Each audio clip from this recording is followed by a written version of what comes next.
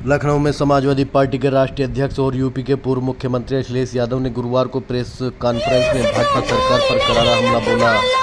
उन्होंने किसानों की समस्याओं, बढ़ती महंगाई, आरक्षण में भेदभाव और भ्रष्टाचार जैसे मुद्दों को उठाते हुए केंद्र और राज्य सरकार दोनों पर निशाना साधा। अखिलेश ने साफ कहा कि 2027 में अगर समाजवादी पार्टी की सरकार बनती है तो महंगाई पर काबू पाने के लिए नेताजी और डॉक्टर लोहिया की दाम बांधो नीति लागू की जाएगी। सपा अध्यक्ष ने आरोप लगाया कि नोएडा में उद्योग और निवेश तो हो रहा है, लेकिन जिन किसानों की जमीन पर यह सब खड़ा हुआ है उनकी जायज मांगे पूरी नहीं की जा रही हैं। उन्होंने कहा कि भाजपा सरकार षड्यंत्र और दबाव बनाकर किसानों से जमीन ले रही है। अखिलेश ने वादा किया है कि सपा सरकार बनने पर किसानों को सर्किल रेट से अधिक मुआवजा मिलेगा और नोएडा लखनऊ के बीच बेहतर सड़कें बनाई जाएंगी। महंगाई के मुद्दे पर अखिलेश यादव ने भाजपा सरकार को घेरते हुए कहा कि जिन्होंने जीएसटी लगातार देश का खजाना लूटा, वही अब जनता को गुमराह करने निकले हैं। 9 साल बाद इन्हें पता चला कि दूध, दही और घी महंगे हो गए हैं। उन्होंने जीएसटी को जनता के साथ धोखा बताते हुए कहा कि जब तक मुनाफाखोर बंद नहीं होगी तब तक महंगाई कम नहीं होगी। अखिलेश यादव ने आरक्षण को लेकर भी भाजपा पर सवाल उठाए। उन्होंने कहा कि संविधान ने आरक्षण जाति के आधार पर दिया है और भाजपा सरकार लगातार SC, ST और पिछड़े वर्गों का अपमान कर रही है। उन्होंने पूछा कि STF में कितने पिछड़े वर्ग के लोग हैं। सपा अध्यक्ष ने मेक इन इंडिया पर भी व्यंग्य किया। उन्होंने कहा कि अगर इसे सफल बनाना है तो मुख्यमंत्री को बदलना होगा, क्योंकि मौजूदा मुख्यमंत्री को विदेश जाना पसंद नहीं है। उन्होंने हंसी मजाक में कहा कि HIV वीज़ा वालों ने ही इनकी सरकार को सबसे ज़्यादा वोट दिए हैं। लेह लद्दाख के मुद्दे पर अखिलेश यादव ने भाजपा सरकार को वादाखिलाफी की का जिम्मेदार ठहराया। उन्होंने कहा कि वहां के लोगों से स्टेटहुड का वादा किया था, लेकिन उसे निभाया नहीं गया। साथ ही चेतावनी दी कि यह संवेदनशील बॉर्डर क्षेत्र है जहां चीन पहले ही घुसपैठ कर चुका है, इसलिए वहां विकास और सुरक्षा पर ज़्यादा बजट नहीं दिया जाना चाहिए। कुल मिलाकर अखिलेश यादव ने इस प्रेस कॉन्फ्रेंस में भाजपा सरकार की नीतियों को कटघरे में खड़ा करते हुए 2027 में सपा सरकार बनने पर बड़े बदलाव का रोड मैप जनता के सामने रखा है। मैं सबसे पहले नोएडा से हमारे साथ आए समाजवादी पार्टी में जुड़ रहे किसान नेता, क्रांतिकारी और लगातार संघर्ष करने वाले सुधीर चौहान जी का मैं बहुत बहुत धन्यवाद और आभार प्रकट करता हूं। न केवल मैं उनका, उनके साथ साथ बहुत जिम्मेदार लोग, सम्मानित लोग जो लगातार किसानों के सवालों को लेकर के उनके हक, उनके सम्मान को दिलाने के लिए लगातार लड़ाई लड़ रहे हैं। मैं एक एक साथी का बहुत बहुत धन्यवाद और आभार प्रकट करना चाहता हूं। वहीं हमारे साथ जो आज जुड़ रहे हैं पूर्व में रहे विधायक अमर सिंह चौधरी जी, मैं उनका स्वागत करता हूं। उनके आने से समाजवादी पार्टी को जहां मजबूती मिलेगी, वहीं समाजवादी पार्टी का लगातार पीडीए परिवार को बढ़ाने का जो लगातार हम लोग का प्रयास है, उसमें जुड़ने से हमारे पीडीए परिवार को और आगे बढ़ने का मौका मिलने जा रहा है। वहीं सामाजिक न्याय के राज के स्थापना के लिए जो संघर्ष समाजवादी पार्टी कर रही है, उसमें हमें उनके जुड़ने से बहुत बड़े पैमाने पर ताकत मिलेगी। मैं उनका धन्यवाद देता हूं। उनके साथ बड़ी संख्या में जो उनके साथी कार्यकर्ता हैं, उनका भी आभार, क्योंकि इतने लोग नहीं आ सकते थे, बड़ी संख्या में जिले में ही लोग हैं। मैं उन साथियों का भी बहुत बहुत आभार प्रकट करना चाहता हूं। आज हमारे साथ विद्यासागर जी और लालजी भारती जी जो जुड़ रहे हैं, जो बहुजन समाज पार्टी को छोड़ करके आज हमारे साथ आए हैं। न केवल वो दोनों लोग आए हैं, बल्कि उनके साथ बड़ी संख्या में साथी जो आज यहां पर हैं, गोरखपुर और आसपास के जिलों में जो बड़ी संख्या में बहुजन समाज पार्टी को छोड़ करके आ रहे हैं। मैं उन सभी साथियों का बहुत बहुत धन्यवाद और आभार प्रकट करना चाहता हूं कि जहां पर बाबा साहब भीमराव अम्बेडकर जी, मान्यवर काशीराम, डॉक्टर राम मनोहर लोहिया, नेताजी जो लगातार संघर्ष करते रहे, उनका लगातार ये रास्ता रहा कि लोगों को सामाजिक न्याय मिले, हमारे गरीब और पीड़ित परिवार के लोगों का जो हक और सम्मान छीना जा रहा है, वो हक सम्मान मिले। और सामाजिक न्याय के राज की स्थापना के लिए हम सब लोग मिलकर के संघर्ष करेंगे और हमें पूरा भरोसा है कि 2027 में पीडीए सरकार बना करके सामाजिक न्याय के राज की स्थापना करने का काम करेंगे। मैं नोएडा से बात इसलिए शुरू करना चाहता हूं क्योंकि दिल्ली का किनारा है। नोएडा में न केवल नोएडा के लोग और आसपास के लोग रहते हैं, बल्कि अगर हम देखें तो दुनिया के तमाम देशों के लोग वहां रहते हैं, कारोबार कर रहे हैं, और वहां के लोग कारोबार से जुड़े होने की वजह से आज नोएडा तरक्की और खुशहाली के रास्ते पर है। लेकिन जो हमारे किसान हैं, जिनकी जमीन पर वो तमाम खुशहाली और तरक्की लाने का जो प्रयास चल रहा है, अगर किसानों के साथ धोखा होता है तो मैं समझता हूं ये विकास और विकास का रास्ता नहीं हो सकता है। इसलिए मैं आज अपने नोएडा के आए हुए सुधीर चौहान जी के साथ साथ जितने भी किसान साथी हैं और जो नहीं आ पाए, उन्हें भरोसा दिलाना चाहता हूं कि भविष्य में जो आपकी मांगे हैं, उन मांगों को पूरा करने के लिए समाजवादी पार्टी आपके साथ खड़ी होगी। क्योंकि जमीन बढ़ नहीं सकती। जितनी खेती है, खेती करने लायक जो जमीन है, वो एक्सपेंड नहीं हो सकती है। लेकिन लगातार जिस तरीके से अर्बनाइजेशन हो रहा है, विकास हो रहा है, या विकास के लिए जो जरूरत पड़ रही जमीन, हमारी जमीन सिकुड़ती चली जा रही है। और वहीं जो फैसले सरकार को लेने चाहिए थे, जिससे हमारा किसान खुशहाल होता, खुशहाली तो दूर, समय समय पर भारतीय जनता पार्टी की सरकार साजिश षड्यंत्र करती है और जो कानून है, कानून की परवाह न कर करके, दबाव बना करके, झूठे मुकदमे लगा करके, डरा करके, उनसे करार करके, सहमति कर करके जो जमीन छीनने का सिलसिला जारी हुआ है, हम लोग इसका विरोध करते हैं। और भविष्य में किसानों को सर्किल रेट बढ़ा करके मार्केट वैल्यू दिलाने का काम हम लोग करेंगे, जिससे कि हमारे किसान भी खुशहाल हों। आने वाले समय में समाजवादी पार्टी का यह प्रयास होगा कि आपको लखनऊ आने में 5 साढ़े 5 घंटे से ज्यादा समय ना लगे। इस तरह की सड़कें हालांकि बना करके समाजवादियों ने दिखाई है, लेकिन भविष्य में वो इंफ्रास्ट्रक्चर भी बना करके देंगे, जिससे कि हमारी अर्थव्यवस्था को तो लाभ पहुंचेगा ही पहुंचेगा, वहीं हमारे किसान, हमारे गरीब नौजवान, उनको रोजगार और नौकरी के भी अवसर बनने का और मिलने का मौका मिलेगा। जहां आज हम लोग यहां बैठे हैं, वहीं Uttar Pradesh international trade show का कार्यक्रम कर रहा है। ये तब कर रहे हैं जब ये भूल चुके हैं कि अमेरिका ने अभी अभी टैरिफ लगाया है। 1 डिस्ट्रिक्ट 1 प्रोडक्ट का प्रचार किया उन्होंने। लेकिन जो हमारे कारोबार करने वाले लोग हैं, जिनका नुकसान हो रहा है टैरिफ की वजह से, उनके लिए क्या सरकार ने फैसला लिया, अभी तक सरकार सामने नहीं आई है। कम से कम सरकार को जो कारोबार का नुकसान हो रहा है, उसके लिए मदद करने के लिए आगे आना चाहिए, जिससे हमारा कारोबार चलता रहे, कारोबार के लोगों का नुकसान ना हो। जहां पंचायत, ग्राम पंचायत और हमारे गांव की सभी पावर छीन ली गई है लगभग नोएडा जिले में।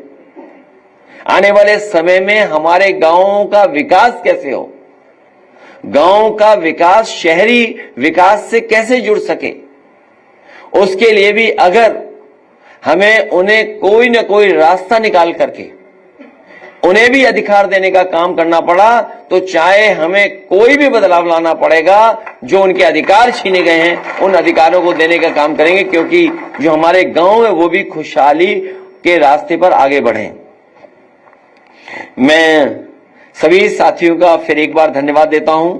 साथ ही हमारे जो साहित्यकार कवि हेमंत सिंह राजपूत जी, जिन्होंने पहले भी हम लोगों के बीच में आकर के बहुत महत्वपूर्ण जानकारियां दी, आज अपनी लिखने के तरीके से, कविता से ये जो समाज की सेवा कर रहे हैं, और तमाम वो लोग वीरांगना महारानी अवंतीबाई जैसे महापुरुष लोग जिनको हम भुला देते हैं, पुनः उनकी यादों को जीवित करना, उनका संघर्ष और उनको सम्मान दिलाने का काम करें। मैं उनको बधाई देना चाहता हूं, हेमंत सिंह राजपूत जी को और उनके सभी साथियों को, साथ ही साथ ये शिवराज सिंह जी को और उनके परिवार को, आदरणीय बाबूजी को मैं बहुत बहुत धन्यवाद देता हूं कि एक बहुत पुरानी किताब और एक बहुत अच्छी किताब जिसमें बड़ी जानकारी है, न केवल भारत के लोगों के विदेश में बसने का, बल्कि उनके जीवन के बारे में, उनके संघर्ष के बारे में।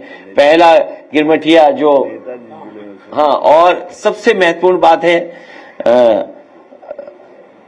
गांधी जी, उनकी जानकारी उनके बारे में। लेकिन वहीं उस समय नेताजी ने जो सहयोग किया, और यहां जितने भी साहित्यकार, हमारे पत्रकार साथी सब जानते होंगे कि अगर नेताजी के पास कभी कोई आ गया होगा और कभी उन्हें जरूरत महसूस की होगी कि इस तरह के काम से समाज की सेवा होगी, तो कभी भी नेताजी पीछे नहीं हटे। उस समय जो सहयोग किया है, मैं समझता हूं उस समय का जो हजारों का सहयोग है वो लाखों का रहा होगा। अगर हम आज उसकी वैल्यू देखें तो उसी का परिणाम यह है कि आज हमारे पास इतना बड़ा इतिहास हमारे हाथ में है। हमें उम्मीद है इसको लोग पढ़ेंगे और जानकारी हासिल करेंगे। मैं इनको भी बधाई देता हूं। वहीं हमारे बहुत जिम्मेदार पार्टी के संगठन के नेता और वाराणसी के बहुत ही पुराना सम्मानित परिवार, उनका साथी और समाजवादी संगठन का हमारा पदाधिकारी, जब भी वाराणसी में प्रधानमंत्री जी आते हैं या मुख्यमंत्री जी आते हैं, सबसे पहले पुलिस इन्हीं के घर भेज दी जाती है।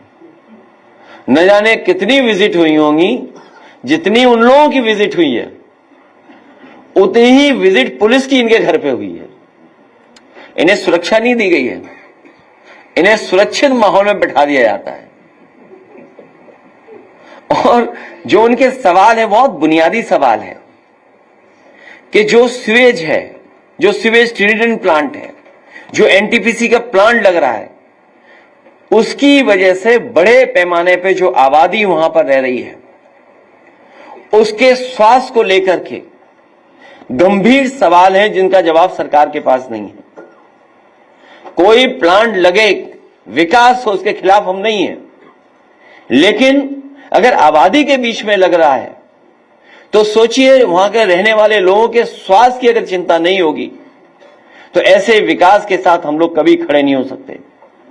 कि अगर स्वास्थ्य का नुकसान होगा, उनके शरीर का नुकसान होगा, तो हम सब मिलकर के उसका विरोध करेंगे। हमारी मांग है कि जो वहां पर sewage treatment plant, biomedical waste treatment plant, NTPC या अन्य संस्थानों के माध्यम से लग रहे हैं, कम से कम आज के समय के हिसाब से जो टेक्नोलॉजी है, जिस टेक्नोलॉजी के माध्यम से कोई भी पॉल्यूटेंट बाहर नहीं आ सकता, पॉल्यूशन नहीं हो सकता है। सरकार के पास पैसे की कमी नहीं है। सरकार खुद ही कह रही है कि हमारा बजट सरप्लस है। अभी कुछ दिन पहले हमने सुना कि सरकार ये कह रही है कि हमारा बजट सरप्लस है। पहली बार। अगर बजट सरप्लस है तो हमारे वाराणसी और प्रधानमंत्री जी के क्षेत्र के लोग क्यों जान खोएं? क्योंकि अगर ये पॉल्यूशन नहीं रुकता है तो हो सकता है इनकी आंखें खराब हो जाएं, शरीर खराब हो जाए, कैंसर हो जाए। न केवल इनको फेस करना पड़ेगा बल्कि आने वाली पीढ़ी जो है उससे भी फेस करना पड़ेगा। इसलिए हमारी मांग है कि अगर प्रधानमंत्री जी के क्षेत्र में इतना बड़ा कारखाना लगा है या इस तरह का पॉल्यूशन के खत्म करने के लिए प्लांट लग रहा है तो वो पूरे मानक के साथ लगे, आज के समय के हिसाब से जो टेक्नोलॉजी है उसके हिसाब से लगे, तभी वहां के आसपास के लोगों का जीवन बचेगा, जीवन सुरक्षित होगा। केवल एक जगह नहीं, एनटीपीसी तो बहुत मुनाफे में होगा। हमारे सांसद लालजी वर्मा जी हैं, ये जानते होंगे, इनके क्षेत्र में लगाया कारखाना एनटीपीसी का। एक तो हम ही लोगों ने लगवाया 3x660 super critical thermal plant, एक यूनिट समाजवादी सरकार में लगी। वहां के गांव और आसपास के लोगों को पॉल्यूशन का सामना करना पड़ रहा है। बड़े पैमाने पर राख उड़ती है, एयर पॉल्यूशन है। जो प्रोसीजर उन्हें अपनाना चाहिए राख को ढोने के लिए, राख को हटाने के लिए, भारतीय जनता पार्टी के लोग ठेकेदारों से मिलकर के वो पूरा पैसा खा जा रहे हैं, जिसकी वजह से बड़े पैमाने पर राख उड़ रही है, जो आंखों में, सांस के लिए या पेड़ पत्तों के लिए या वहां के जो जितनी भी खेती बाड़ी उसको नुकसान पहुंचा रही है। हमारी मांग है कि एनटीपीसी अंबेडकर नगर में जो कारखाने लगे हैं, जो उनकी बड़ी बड़ी चिमनियां हैं, उनके फिल्टर प्लांट आधुनिक हों, टेक्नोलॉजी के हिसाब से जो आज के समय पर सबसे बेस्ट जो हो सकता है वो फिल्टर प्लांट लगना चाहिए, जिससे कि वहां के आसपास का एनवायरनमेंट साफ सुथरा रहे, लोगों का जीवन का नुकसान न हो और भविष्य में उनको इलाज के लिए दूसरी जगह न जाना पड़े। हमें उम्मीद है सरकार फैसला लेगी। वहीं सरकार काम के अलावा गंजिंग कर रही है।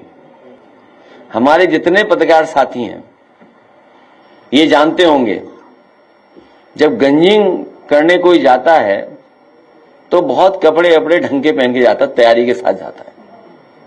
पता नहीं सरकार को पता ही नहीं कहां की गंजिंग कर रहे हैं। और सच्चाई यह है, जिन्होंने जीएसटी लगा करके लूटा, खजाना बना लिया, इकट्ठा कर लिया, आज वही लोग जनता को धोखा देने के लिए निकले हैं। बताओ, 9 साल में इनको पता लगा कि दूध महंगा हो गया है, दही महंगा हो गया, खाने पीने का सामान महंगा हो गया, किताबें महंगी हो गई हैं, कपड़ा गरीब का महंगा हो गया। सोचिए, 9 साल बाद पता लगा इन्हें। अभी तक कितना इन्होंने इकट्ठा किया होगा, क्या उसकी भरपाई होगी? और जो जानकारी मिल रही है व्यापारियों के माध्यम से, ये एक तरफ तो कम कर रहे हैं लेकिन दूसरी तरफ जीएसटी बढ़ा करके वही ले रहे हैं। सच्चाई तो ये है कि ये मुनाफा कमाने दे रहे हैं। भारतीय जनता पार्टी के लोगों के फैसले, उनकी सरकार के फैसले यही हैं कि वो मुनाफा कमाने दे रहे हैं। ये जब तक मुनाफा कमाना बंद नहीं होगा तब तक महंगाई कम नहीं हो सकती है। ये जीएसटी का कम करना धोखा देना है। कल भी मैं एक बड़े अखबार का सबसे बड़ा एड, फुल पेज एड देख रहा था। मैं किसी क्रीम पे 2 रुपए कम हो गए, किसी और शैम्पू पे 3 रुपए कम हो गए, 4 रुपए कम हो गए। अगर ये बात गलत है तो सरकार बताएगी मैं गलत बोल रहा हूं। और वो भी बड़ा बड़ा विज्ञापन है। आप बताइए, क्रीम पर 2 रुपए 4 रुपए कम हो जाएं तो हमारे किसान को क्या लाभ है इससे? अगर मुख्यमंत्री ये बताएं कि शावर जेल से, बॉडी लोशन से जो कम हो गया, इससे बताइए किसान को क्या लाभ है? हमारे नौजवान को कौन सी नौकरी मिल गई, रोजगार मिल गया, कौन सा कारोबार बढ़ गया? क्योंकि सरकार के पास कोई नैरेटिव नहीं बचा, सरकार के पास कोई कार्यक्रम नहीं है। इसलिए ये धोखा देने के लिए गंजिंग करने निकले हैं। गंजिंग करने वालों को सबक सिखाने का काम करेंगे। गंजिंग और गांजा,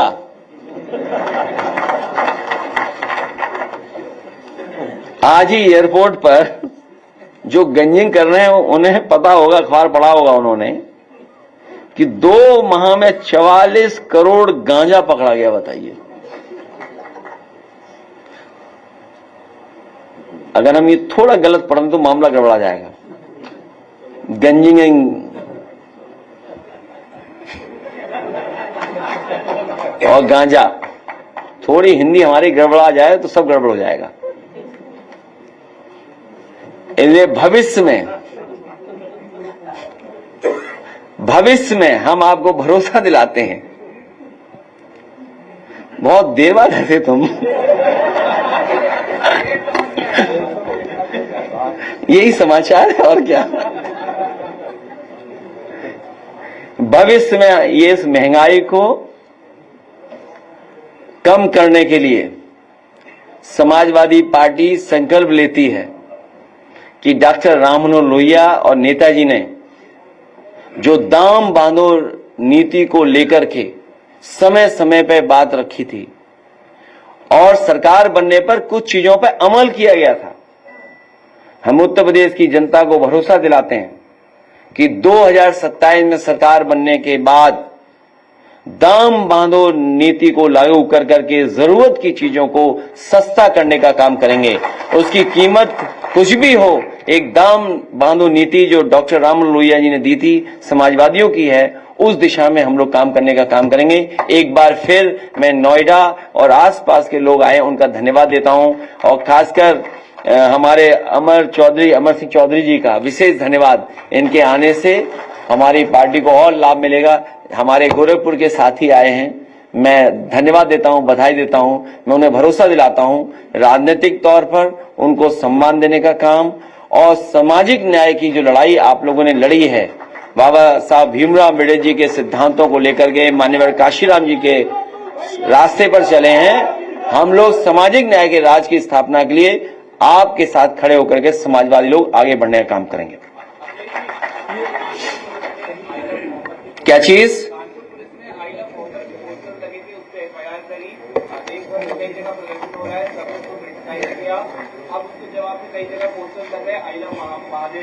देखिए, मैं ये बहुत सेंसिटिव इशू है, दोनों बहुत सेंसिटिव है। हमें आपको ये देखना चाहिए इसकी जड़ में कौन है, उस विषय पे हमें कुछ नहीं बोलना।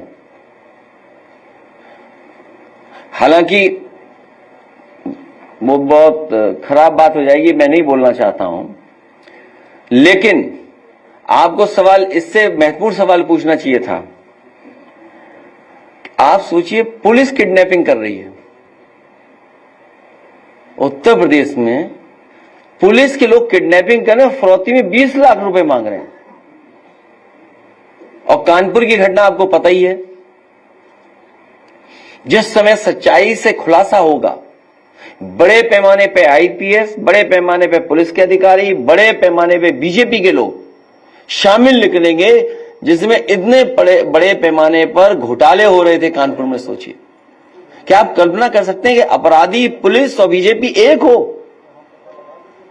ये तिगड़ी, अभी तक तो हम लोग चुनाव की तिगड़ी देखते थे कि चुनाव आयोग, सरकार के अधिकारी और बीजेपी तीनों मिलकर के काम करते थे।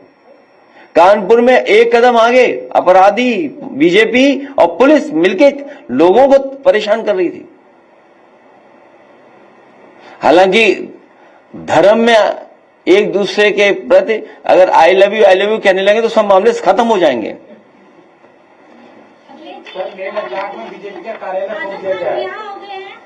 हम लोग हिंसा के पक्षधर लोग नहीं हैं और बीजेपी के लोगों को भी हिंसा के लिए बढ़ावा नहीं देना चाहिए लोगों को।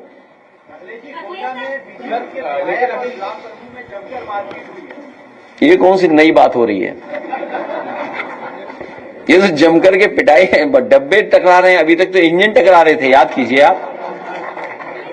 अभी तक तो हम और आप लोग देख रहे थे इंजन टकरा रहे हैं, अब तो डब्बे भी टकरा रहे हैं। अब सवाल यह है कि वो सफेद टेबल पर बैठ करके समझौता कब कराया जाएगा। मुझे नहीं उम्मीद है कि समझौता करा पाएंगे, क्योंकि वहां पर सम्मान की लड़ाई है।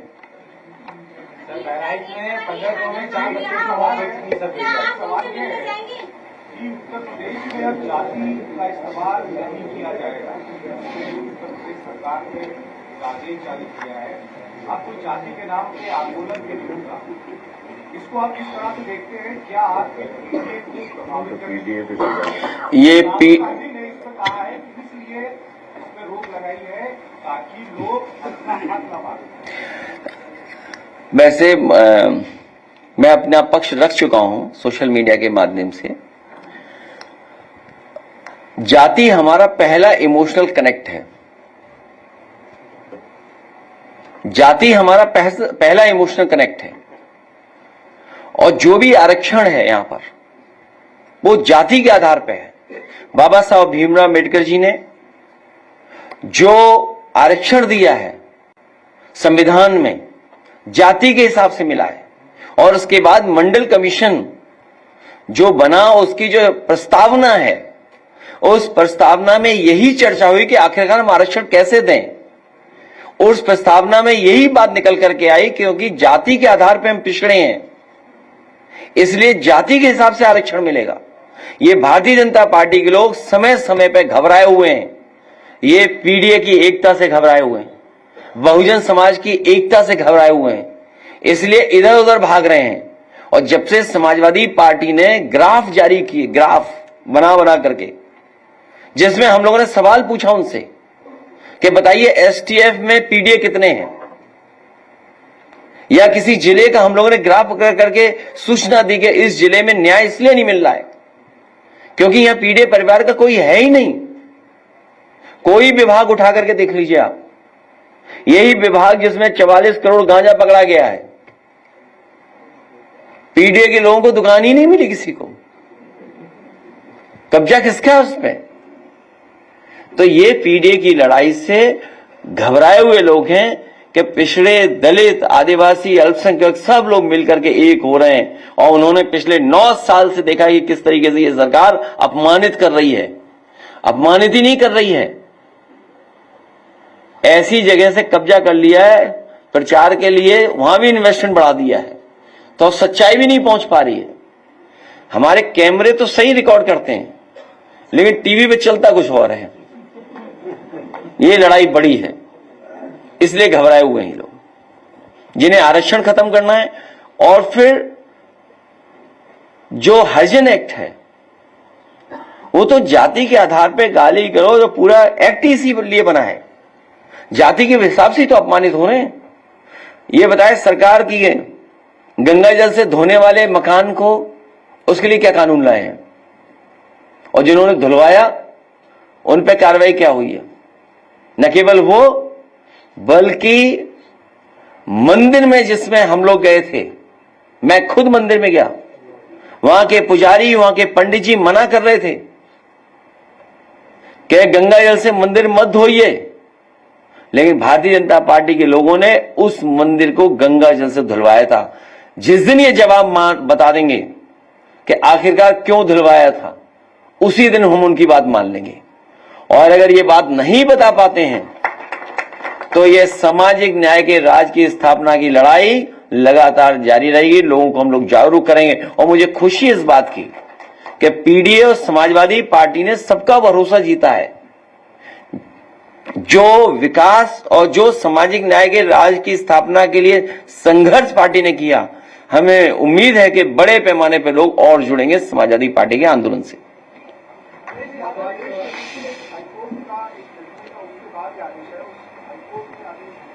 अरे मैंने इतना बता दिया, उसी में निकाल लो जो निकालना है। हमने कहा जब तक ये नहीं बताएंगे गंगा जल से क्यों धोया, हमारी लड़ाई चलती रहेगी सामाजिक न्याय की। और आपको बाबा साहब भीमराव अम्बेडकर जी ने जो संविधान में आरक्षण क्यों दिया, ये तो पढ़ना चाहिए आपको। वो पढ़े ही नहीं है, जो सरकार के लोग बैठे हुए हैं वो घबराए हुए हैं कि उनकी पोल खुल जा रही है आजकल सोशल मीडिया से, यूट्यूब पर। पत्रकार साथियों ने बिजली विभाग के भ्रष्टाचार को सब उजागर किया, उनके खिलाफ एफआईआर हो गई। तुम हाईकोर्ट जाओ। हाँ, क्या हमें उम्मीद है कि आपकी बात कोई सुनेगा, न्याय मिलेगा। क्या हुआ, पत्रकार को जेल भेज दिया? नहीं, जेल नहीं, कार्रवाई हुई। तो डरा रहे हैं तुम्हें, तो डर क्यों रहे हो? तुम्ही पे हुई है, तुम्ही पे हैं, इन्हीं पे हुई है। क्या भ्रष्टाचार खोल दिया तुमने? विद्युत विभाग का मामला है और उसकी खबरें मैंने कई दिन प्रकाशित किया और उसमें अमोली चौकी इंचार्ज भी संलिप्त हैं। उन्होंने कहा कि आप जाके मामले को सॉर्ट आउट कर लो, मैंने मना कर दिया। इसके बाद पुलिस ने और जेई ने मिलकर मेरे नाम में फाइल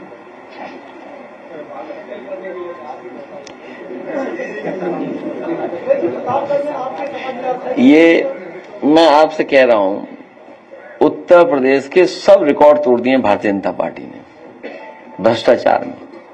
एक एक विभाग में बड़े पैमाने भ्रष्टाचार है। अभी एक विधायक ने उनके ने बताया कि 10% तो हमारा है।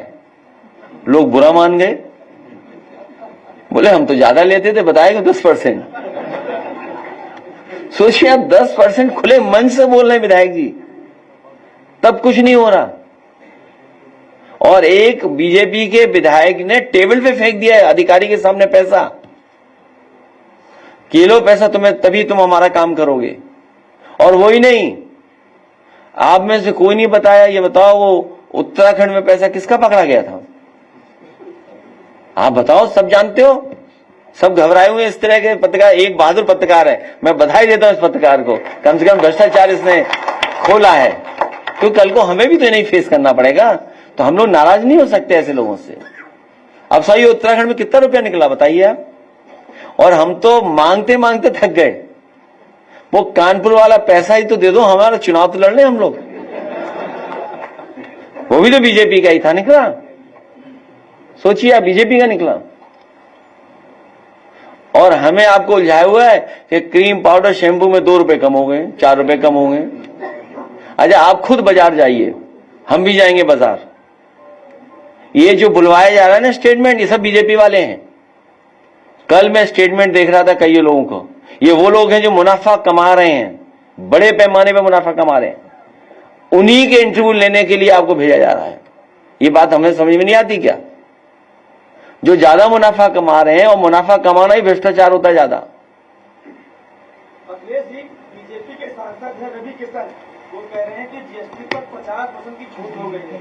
आपको 3,000 रुपए की मिल रही थी, वो मात्र 16 रुपए मिल जाएगी, और 100 रुपए वाली चीज मात्र 45 रुपए मिल जाएगी। मेरे पत्रकार साथी, गर्मी में कौन जैकेट पहनेगा?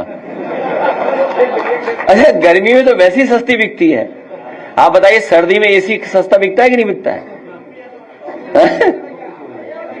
कमाल हो गया, आप ये कोई बात नहीं।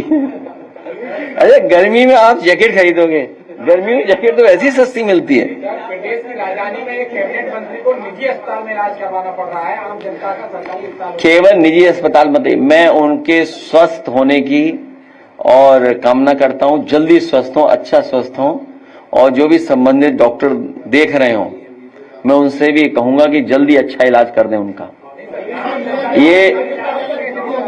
ये समाजवादी पार्टी का बनाया हुआ मेदांता हॉस्पिटल है, जिसका शिलान्यास नेताजी हम लोगों ने किया था। और ये बात भी ठीक है कि प्राइवेट हॉस्पिटल इधर बड़े हैं, और नोएडा में भी हम लोगों ने जगह दी थी उनको। हमें उम्मीद है कि सरकारी अस्पताल भी के साथ साथ ये जो प्राइवेट अस्पताल बन गए बड़े बड़े, ये इलाज सस्ता करेंगे। जब आपके अस्पतालों में अच्छा इलाज मिलेगा, क्वालिटी का इलाज मिलेगा, तो कोई भी प्राइवेट अस्पताल में नहीं जाएगा। मलेशिया बहु वहाँ पे तमाम लोग रहते हैं, उनके घर पर बुलडोजर चला दिया गया, और वो ये किसी बिल्डर से मिलकर के जमीन बेच दी होगी, ये किसी बिल्डर को जमीन बेच दी होगी। उस बिल्डर को सावधान रहना चाहिए, समाजवादी लोग देख रहे हैं इस बात को। हैं? हम लोग हिंसा के पक्ष में लोग लेंगे, हम लोग हिंसा के पक्ष में नहीं।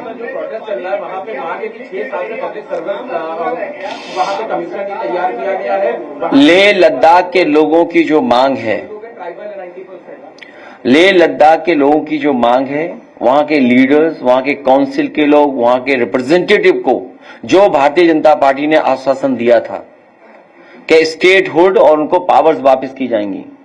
याद रखिए, मुनाफा कमाना ही भ्रष्टाचार नहीं है। नेताजी और समाजवादी लोग कहते थे वादा खिलाफी भी भ्रष्टाचार है। ये जो वादा खिलाफी भारतीय जनता पार्टी ने किया, उसी का परिणाम है कि उन्हीं का कार्यालय जला दिया गया।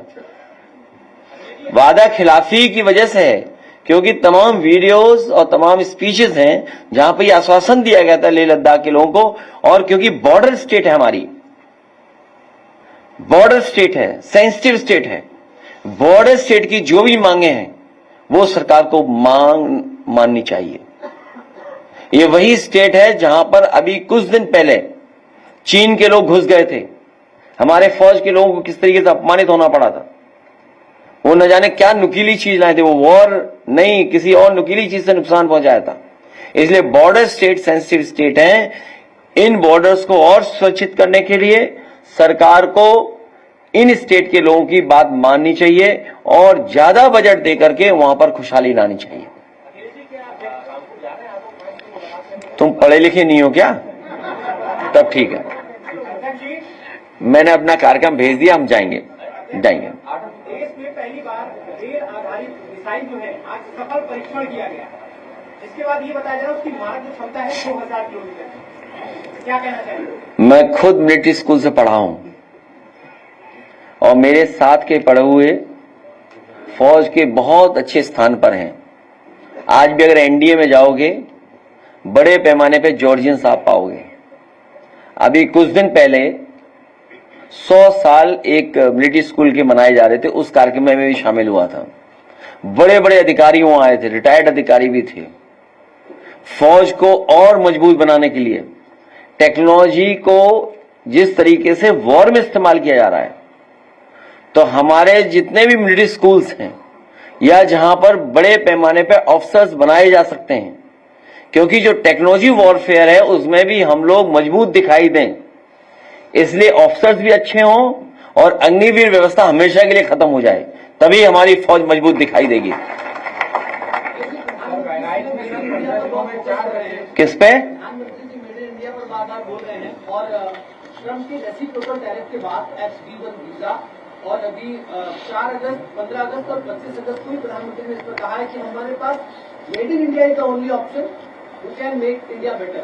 और उसके बाद अभी जो ट्रेड है 2014-15 में वो 60.41% था। 23-24 का जो ट्रेड है वो 101.75 अरब लगभग चाइना के साथ बढ़ा है।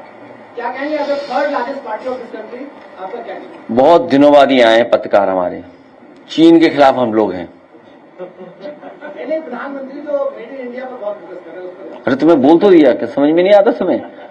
भाई ऐसे ये पत्रकार साथी बहुत जागरूक है और बहुत महत्वपूर्ण सवाल इसने पूछ लिया, लेकिन ये प्रेस में आता नहीं है, कभी कभी आता है। कई मौकों पर समाजवादी पार्टी ने कहा कि चीन हमारी जमीन को भी कब्जा कर रहा है, हमारे बाजार को भी कब्जा कर रहा है। और आज जिस ट्रेड की आप बात कर रहे हैं, हमारा पूरा बाजार भरा पड़ा है चीन के सामान से। तो एक तरफ जहां आप स्वदेशी की बात कर रहे हैं, मेक इन इंडिया की बात कर रहे हैं, या उनकी जो स्कीम और थी मेक इन इंडिया को और सपोर्ट करने के लिए, वो सब स्कीम्स फेलियर रही हैं। आपकी स्कीम्स जमीन पर नहीं पहुंची।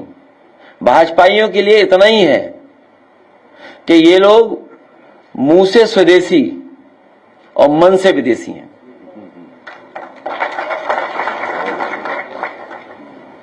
और जब तक हमारे उद्योग कारखाने लगाने वालों की मदद नहीं करेंगे, कोई पॉलिसी के तहत हमारे लोगों को सपोर्ट नहीं करेंगे, और फिर 2014 से लेकर के आज कितने साल हो गए? 11 साल हो गए। सोचिए 11 साल में आपको रिजल्ट नहीं दे पाए, और हमारे जितने भी पड़ोसी देश हैं सब हमसे खिलाफ हो गए। जब हम लोग स्पीचेस सुनते हैं और देश के लोगों की, आप सोचिए किस लेवल पे वो बात कर रहे हैं, किस लेवल पे काम कर रहे हैं। लेकिन हमारे मुख्यमंत्री को तो विदेश पसंद ही नहीं है, तो क्यों मेक इन इंडिया की बात कर रहे हैं? अगर प्रधानमंत्री जी मेक इन इंडिया की बात कर रहे हैं तो हमारे मुख्यमंत्री जी को विदेश पसंद नहीं है। इसलिए सबसे पहले अगर मेक इन इंडिया को बढ़ावा देना है तो मुख्यमंत्री जी को हटाइए उत्तर प्रदेश से। क्यों, आपने विधानसभा में नहीं सुना था? याद कीजिए, क्या था? विदेश पढ़ रहे हैं इनके बच्चे। आप बताइए अमेरिका में कितने बच्चे पढ़ने जाते थे हमारे? लगभग 8 लाख से ज्यादा बच्चे विदेश पढ़ते हैं हमारे, जिसमें सबसे ज्यादा अमेरिका में पढ़ने जाते थे। और नौकरी करने वाले भी सबसे ज्यादा वहीं पर है। H-1 वीजा जो चाहिए, कंपनियों को मुनाफा कम करने के लिए उनका वेतन हो जाएगा, बेचारे आएंगे वापिस। उन्हीं लोगों ने सुना है, हमने हालांकि नहीं कहना चाहिए लेकिन सुना है कि H-1 वीजा वालों ने ज्यादा वोट दिया बीजेपी को। आप छोड़िए, जाओगे नहीं यहां से। चलिए मैं एक बार फिर देखिए, अभी जो अब तो जानवर राजधानी तक आ गए हैं। सुनिए, अभी नहीं, गाने हैं दो गाने हैं। एक मिनट, धन्यवाद। हमें अपने बहराइच में तो है ही जो हमला हो रहा है बहराइच में, और हमारे जितने भी, एक मिनट मेरी गलती है, ये मैंने जल्दी विदा कर दिया। 2 गाने भी बहराइच में तो है ही है, लेकिन अब तो राजधानी तक आ गए हैं जानवर। राजधानी में सीतापुर, लखीमपुर, सब जगह जानवर हैं। तो बताओ, राजधानी में आ गया, सरकार को पता है कि नहीं पता है? तो AI जनरेटेड है, उस पर FIR करिए, जिसने भी जनरेट की है। तो तुम्हारी AI फेल है? तुम्हारी AI क्या कर रही है? अगर एआई किसी ने जनरेट कर दी इमेज, तो तुम्हारी आर्टिफिशियल इंटेलिजेंस क्या काम कर रही है बताइए आप? सरकार की एआई कहां है? तो सरकार पीछे है और लोग आगे हैं।